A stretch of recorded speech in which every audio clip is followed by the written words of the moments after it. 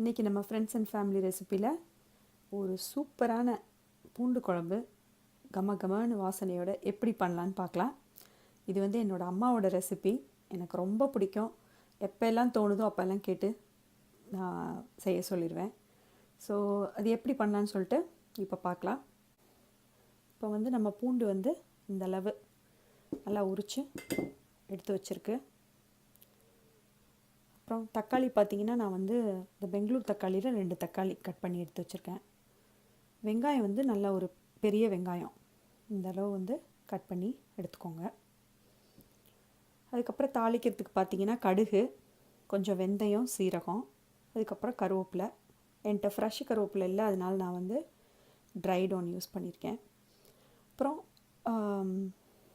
புளி வந்து ஒரு நெல்லிக்காய் சைஸு, பெரிய நெல்லிக்காய் சைஸு புளி வந்து தண்ணியில் ஊற போட்டு நல்லா கரைச்சி எடுத்து வச்சுருக்கேன், வடித்து வச்சுருக்கேன். எண்ணெய் வந்து தேவையான அளவு, அதே மாதிரி உப்பும் உங்களுக்கு தேவையான அளவு. இது கூட 3 டேபிள் ஸ்பூன் சாம்பார் தூளும் கொஞ்சோண்டு மஞ்சத்தூளும் எடுத்து வச்சுக்கிறோம்.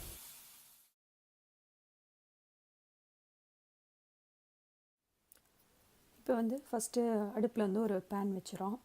அது நல்லா காஞ்ச பிறகு நல்லா நல்லெண்ணெய் வந்து உங்களுக்கு கொஞ்சம் நிறையவே விட்டுக்கோங்க. ஒன்ஸ் அது நல்லா காஞ்ச பிறகு வச்சுருந்தோம் இல்லைங்களா கடுகு, அதை வந்து ஃபஸ்ட்டு போட்டுறோம். இப்போ வந்து கடுகு நல்லா வெடிச்சிருச்சு. இப்போ அது கூட நம்ம என்ன பண்ணுறோன்னா இந்த வெந்தயமும் சீரகமும் போட்டுறோம்.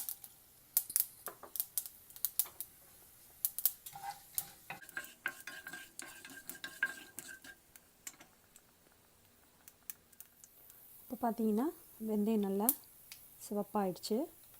என்ன பண்ணுறோன்னா கருவேப்பிலையை போட்டுறோம். அதில்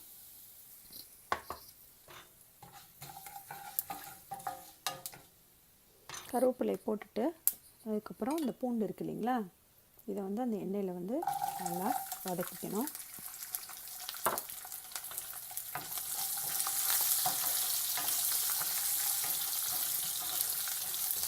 நல்லா இதை வந்து கொஞ்சம் நேரம் அப்படியே நல்லா வதக்கணுன்னா நல்லா வாசனை வரும். கொஞ்சம் பூண்டும் லைட்டாக சிவப்பாகும், அது வரைக்கும் நல்லா வதக்கணும். இப்போ பார்த்தீங்கன்னா பூண்டு நல்லா பொன்னிறமாக வெந்துடுச்சு. இப்போ இது கூட நம்ம என்ன பண்ணுறோன்னா இந்த கட் பண்ணி வச்சுருக்கோம் இல்லைங்களா வெங்காயம், அதை வந்து சேர்க்குறோம்.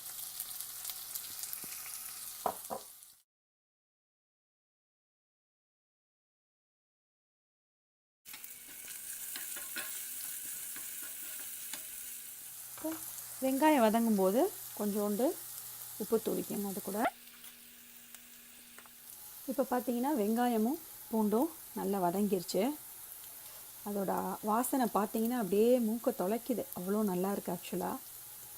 ஸோ இது நல்லா வெந்த பிறகு இப்போ என்ன பண்ணுறோன்னா நறுக்கி வச்சுருந்தோம் இல்லைங்களா தக்காளி, அதை வந்து ஆட் பண்ணுறோம்.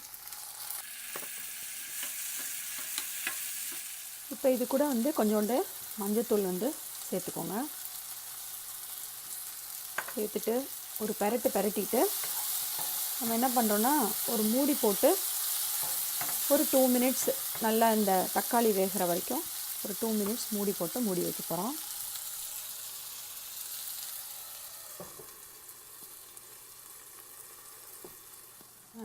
இப்போ 2 மினிட்ஸ் ஆயிடுச்சு.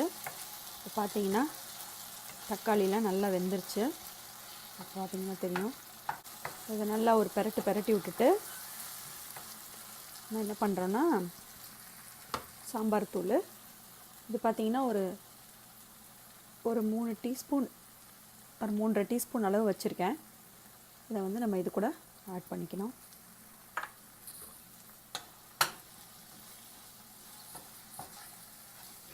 இப்போ கொஞ்சம் நேரம் வந்து அப்படியே அந்த எண்ணெயிலே வந்து அந்த பொடியை வந்து கொஞ்சம் நல்லா வதக்கணும்.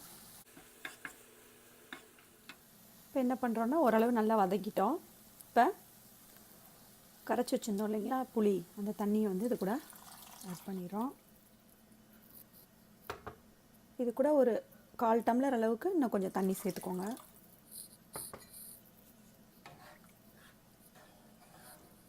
சேர்த்துட்டு இப்போ இதை வந்து ஒரு 4 மினிட்ஸ் அளவுக்கு நல்லா கொதிக்க விடுவோம். ஒரு ஸ்மால் டு மீடியம் ஃப்ளேமில் வச்சுட்டு ஒரு 4 மினிட்ஸ் நல்லா கொதிக்க விடலாம்.